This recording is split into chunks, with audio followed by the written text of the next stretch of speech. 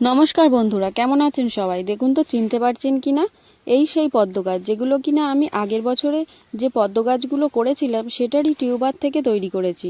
সূর্যের তাপে কতটা জল শুকিয়ে গেছে, তাই বারবার জল দিতে হচ্ছে। এই যে প্রথমের গাছটি দেখছেন, এটাতে সার দিয়ে বসিয়েছি, আর এটাতে কোনো সার ইউজ করিনি। কতটা ডিফারেন্ট দেখেই বুঝতে পারছেন। দেখুন পাতাতে জল দিতে কতটা সুন্দর লাগছে। কারা কারা আমার মতো পদ্ম গাছ ভালোবাসেন অবশ্যই কমেন্ট করে জানাবেন। গাছটিকে কিন্তু একদমই ছায়াতে রাখা চলবে না, ফুল সানলাইটে রেখে দিতে হবে। আর কয়েকদিন পরের লুকটা জাস্ট দেখুন, কত বড় বড় হয়ে গেছে না পাতাটা। আর এই যে সার্কেলটা, এই সার্কেলটা পুরোপুরিভাবে ভর্তি হয়ে যাবে। মাত্র 8 দিন পরের লুকটা জাস্ট আপনারা দেখে যান। কি অবাক হয়ে গেলেন তো? দেখুন এর মধ্যে কিন্তু কুঁড়িও চলে এসেছে, দুটো গাছই বেশ ভালোই বড় হয়েছে। তবে যেটাতে সার দিইনি সেটাতেই আগে কুঁড়ি এসেছে। কেমন লাগছে জানিও কিন্তু।